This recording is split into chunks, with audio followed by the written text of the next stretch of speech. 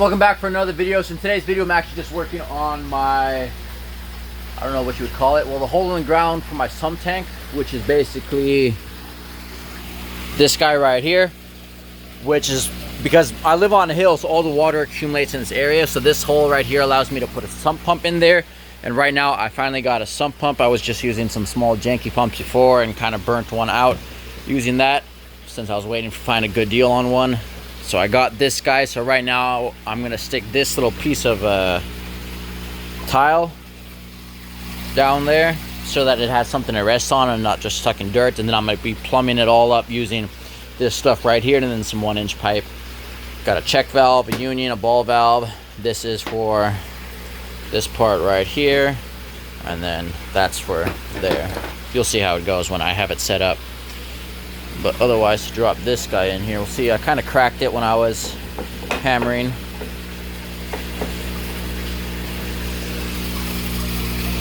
Probably best to use two hands.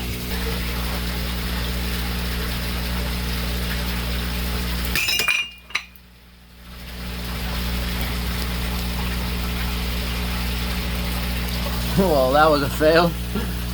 Can't really make it out, but it completely broke on the way down. It took a minute, but I got the pieces kind of laid out where they cracked. It was 3 pieces, so should be fine.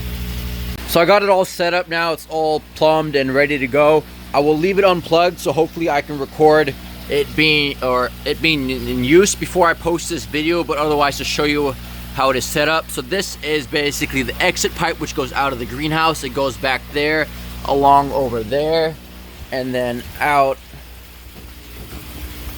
on that side right over there to direct the water away from this area. So it goes down that hill over there, so it goes away from the hole, which makes it well. So the general setup, which I showed you the pieces earlier in the video, is I got this ball valve here, which would be to close this off when I need to unscrew this and pull the pipe out so all the water in here doesn't come back down. I got this union over here, so basically I can unscrew this like so, and then I can pull the whole pump out. When you put a union on, best to put it this way.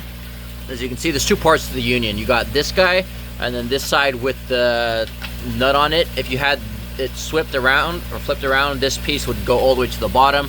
It'll make it a nuisance or a hassle, so best to put it installed this way. None of this is actually glued, since I don't need it to be glued. If it leaks a little, that's no problem, doesn't matter to me. Otherwise, the pump is attached all the way down there.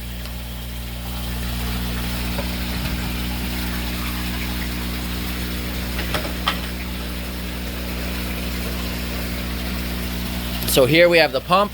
It goes to a check valve. This way all the water doesn't just backfill all the way into the tank itself.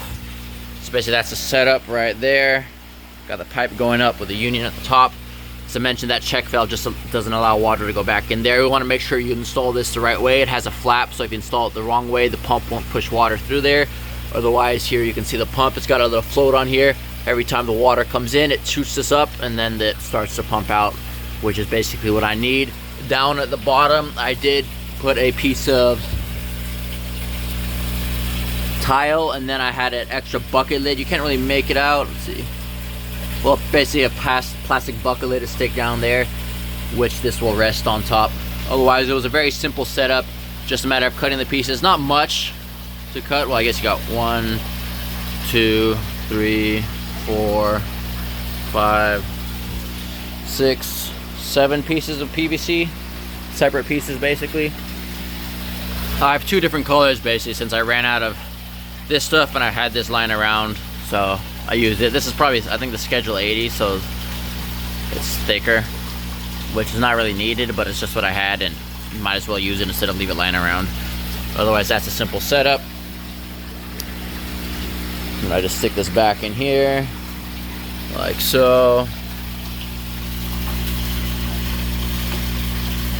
And then I just screw it back in here, and then we're basically set. So hopefully it rains, as I mentioned, before I post this, and then you'll see that right after basically this. So it rained some last night, and there's some water in there. It looks like it's just up until that check valve I have in there. So plug this pump in. So I got the pump plugged in, it's draining pretty fast. And then the water shooting out from right over there. You can see it. There's still a good amount of water in there, only though it was not that high. So that just shows you that it's working. Then you can see right over there, the water is coming in from in here.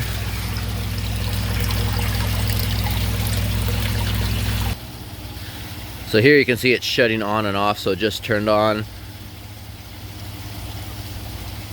And then it turns off because it sucks up all the water in the pipe, and then it fills up again from the water around the sump tank itself.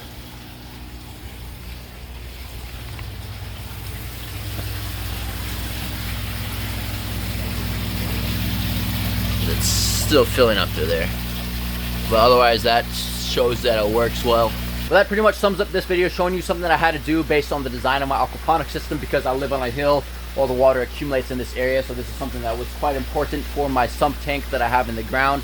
I'm satisfied with how it's set up, and now that it works well, that I have that pump, it's all good. So if you do have any questions or comments, remember to leave those below and I'll get to those when I can. Otherwise, I appreciate the support and thanks for watching.